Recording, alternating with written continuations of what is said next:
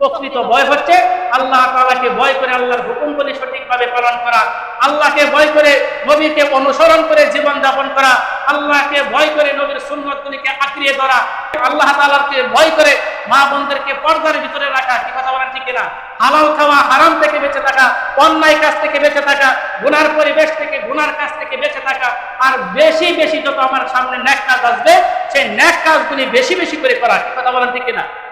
এই কাজগুলি করে যখন আমি সামনের দিকে অগ্রসর হব, আমার জান্নাতে যাওয়ার রাস্তা সহজ হবে, কবরে আযাব মাফ হয়ে যাবে, 30,000 বছরের পুলসিরাতের রাস্তা আল্লাহ তাআলা বিজলির আকারে পার করে দিবে। কি কথা বলেন ঠিক কিনা? এই জন্য আল্লাহ তাআলাকে ভয় করা, আল্লাহ তাআলার ভয় মানুষকে ফরহেজগার বানায় দেয়, আল্লাহ তাআলার ভয় মানুষকে মুত্তাকিন বানায় দেয়।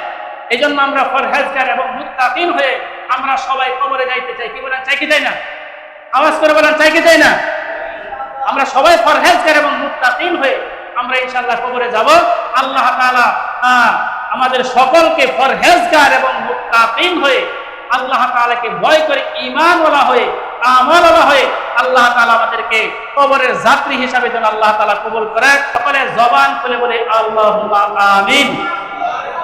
আল্লাহ তাআলা আমাদেরকে আমল করার জন্য আল্লাহ তাআলা সহজ করে দিন।